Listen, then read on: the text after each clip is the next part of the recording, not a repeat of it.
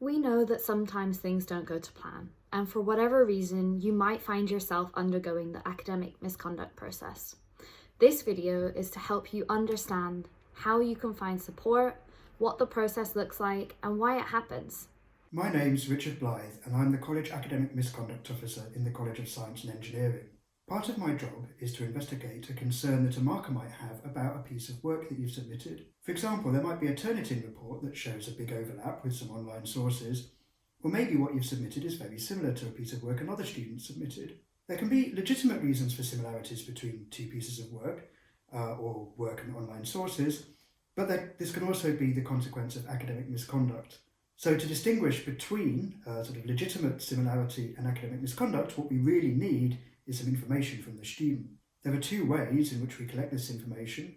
One is to have a meeting with the student, and one is to ask for a written statement. You can bring along your personal tutor to that meeting, or you can bring a representative from USA, for example, to support you in the meeting. So now these meetings aren't set up to scare you. The meetings are set up to help you and to find out what went wrong for you in this particular assignment.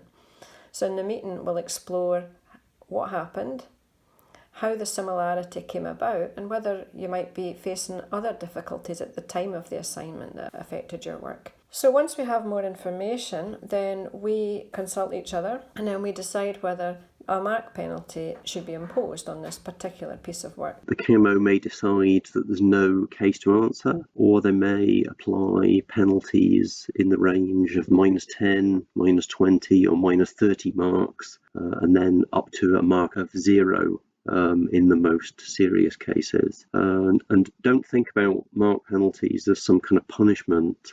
Really, they are there to help us gravitate to what we feel is a fair mark for the work that's been done.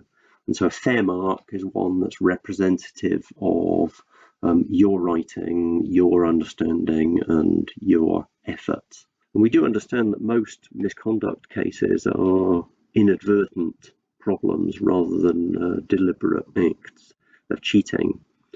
So really, in summary, this process is all about helping students see past the issues that have caused problems in their existing work, and really to look ahead to future assessments without risking similar mistakes, and also being able to know where to access the appropriate help and support that they need. We know it's a really worrying time for students when they're accused of academic misconduct.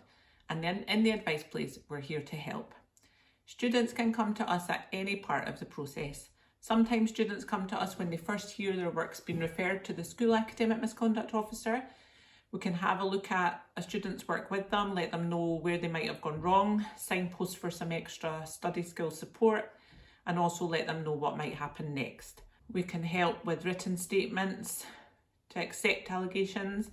We can help students to prepare for challenge meetings, to let them know how the policy might work, what might happen next. Sometimes students come to the advice place for help after an investigation is complete because there's questions about grades or progression, appeals, sometimes questions about how special circumstances might interact with academic misconduct.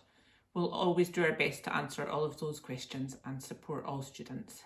If you'd like our help with an academic misconduct allegation, you can email for advice or you can phone and make an appointment. It's great if you can give us as much notice as possible, and it's also really useful if you can send us your academic misconduct report form.